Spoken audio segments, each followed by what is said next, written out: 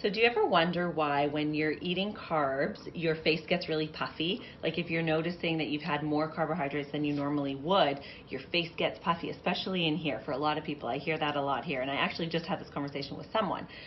The reason is carbs hold a lot of water. So an analogy that I will give all my patients that just makes a lot of sense, and I want to share it with you, is this. If you think about carbs like rice or pasta and you put it into a pot of water, so you put raw rice or raw pasta into a pot of water, what happens? It expands and it holds the water and it puffs and it swells.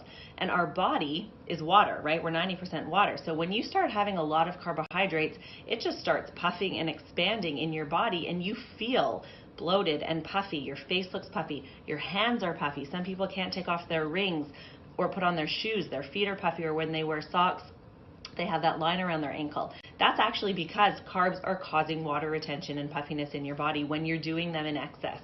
So that's a really good way to remember it. In fact, when you are feeling that way or thinking that carbs may be causing that, they actually do. And you want to limit your carbs when you are carb sensitive like that. When you are noticing you're getting water retention, puffy, bloated from having an excess amount of carbs, then maybe you want to switch the type of carb you're having to sweet potato, root vegetables, squash, yam, something like that, or just increase your protein and your veggies and your good fats and decrease your carbs, because protein actually does the opposite. When you eat a lot of protein, it has a diuretic effect and it actually wrings out the water from your body like a sponge.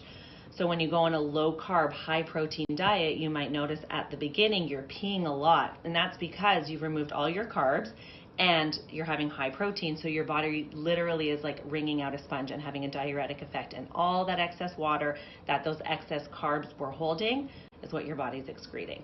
So I hope that makes sense. It's an analogy I use in here all the time, and I just went over that with a patient. So if you can think of it that way, with holding water